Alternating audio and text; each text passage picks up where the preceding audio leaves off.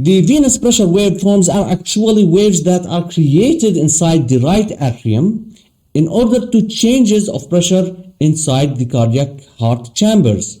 And as the right atrium is connected to the superior vena cava and the jugular veins, so changes in this pressure from hemodynamic changes reflected by diseases affecting the heart will be reflected on the jugular venous pressure.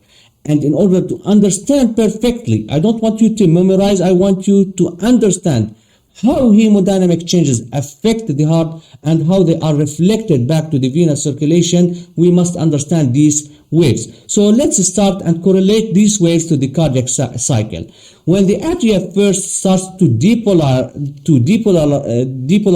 during diastole, the P waves on the ECG, they are formed, and at the same time, the pressure inside the right atrium starts to increase, making and forming the first wave, which is called the A wave. And then as the atria starts to depolarize, the pressure inside the atria falls, and the atria is emptying its contents, so the pressure is dropping down, forming this X descent. And during systole, there is filling of the atria. So the pressure builds up again, forming the V wave, and when it empties, it forms the other descent, which is the Y descent. So let's go through these more specifically. Here, the atria starts to depolarize, and the pressure inside the right atrium during atrial contraction starts to increase, forming the A wave. So A represents atrial contraction and atrial depolarization. This is the A wave. When the atria contracts, it opens the tricuspid valve, and the blood flows from the right atrium to the right ventricle, and the pressure starts to drop. And this causes what? The X descent.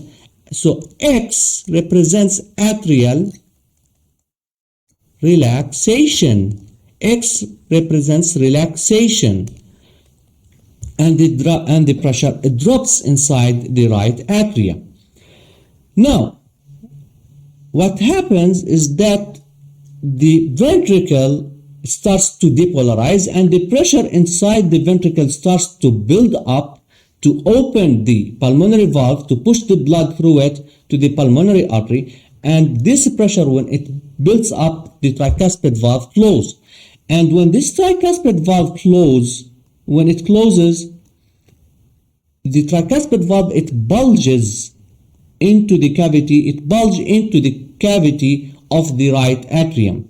So the pressure here will slightly increase. This will form a slight increase the pressure. We call it the C wave. So A wave, C wave, and the C wave, it comes during the X descent, and C represents closure of the tricuspid valve during ventricular contraction. So C represents closure. Pressure builds up due to closure of the tricuspid valve when it bulges into the right atrial cavity during ventricular contraction. Now, during this systole, ventricular systole, the blood still flows from the right superior vena cava and the inferior vena cava. After the right atrial has emptied its contents into the right ventricle, there is flow of blood, passive flow of blood from the superior and inferior vena cava. What will happen to the pressure here with this filling? The pressure will start to rise again, forming the second wave, which is the V wave, and V represents the venous filling phase. And the venous filling phase, during this phase, the pressure inside the atria starts to build up and rise again, and then the tricuspid valve opens again when the pressure is built up, and it empties its content passively before the atrial contraction, and then there will be another drop in the pressure, and it will form the Y descent. So Y represent atrial atrial emptying. It is an empty. It represents atrial emptying, a drop in the pressure as it empties passively its contents from the right atrium into the right ventricle. So we should not forget that A represents the atrial contraction, C closure of the tricuspid valve during right ventricle contraction, X represents the atrial relaxation phase and the pressure drops. This is the X descent. The V represents the venous filling phase during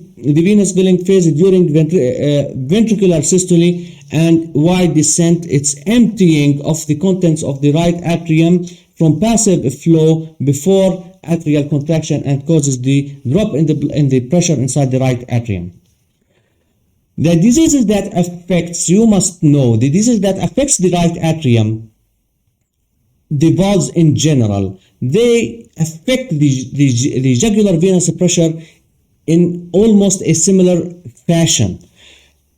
I want you to know that any condition that causes a valvular stenosis will result in a prominent A wave. So the A wave, it will be prominent and it will increase in conditions of valvular stenosis like tricuspid stenosis or atresia, pulmonary stenosis, mitral stenosis, and aortic stenosis. Other conditions that affect and causing an elevated or high A wave on the JVP, like the hypertrophic cardiomyopathy and pulmonary hypertension. So I want you to notice that all valve stenosis conditions, they are associated with a higher A wave, high A wave. And this is one of the clues in the questions that you may be asked in the MCQ. All of the following are associated with raised JVP, with increased A wave, except. So you have to be aware that stenotic lesions, they are associated with A wave. Why? Because during atrial contraction, when the atrial contracts against a stenotic lesion, the pressure, it will build up very high from this stenotic lesion. And they are absent in conditions of atrial fibrillation. As you know, atrial fibrillation, there are no definite atrial contractions, so there are no A waves in atrial fibrillation. And on the contrary, during the venous filling phase, the V wave, they are prominent in conditions that are associated with regurgitation. So valve regurgitation, they are associated with an increase in the V wave, raise in the V waves like tricuspid regurgitation, mitral regurgitation.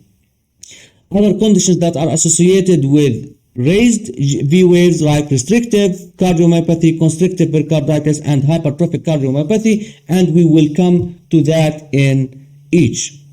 One important note here I want you to know. In order to understand also the Cosmal sign and the pulsus paradoxus, you need to understand the normal physiology of the heart during inspiration and during expiration. So I want you to concentrate with this slide. During inspiration, as the lung expands and it inhales, during inhalation, it creates a negative intrathoracic pressure and a negative intrapleural pressure and a negative intracardiac pressure. This is important for you to understand.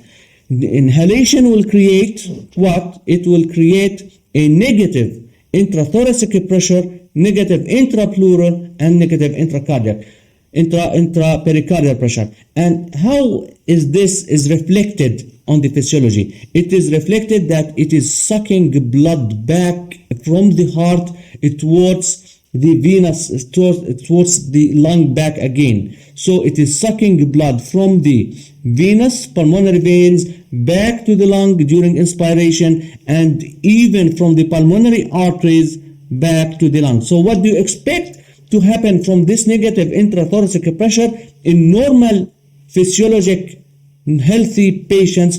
What will this happen? This sucking of blood, this will cause sucking of blood from the right ventricle into the pulmonary arteries back to the lung, and it will cause drop in the jugular venous pressure, and the effect on the systemic circulation, sucking blood back again through the pulmonary veins, it will cause drop in the systolic blood pressure by 5 to 10 millimeter mercury. And by understanding this, we can know what is the difference between Kussmaul sign and the pulsus paradoxus and how they are formed.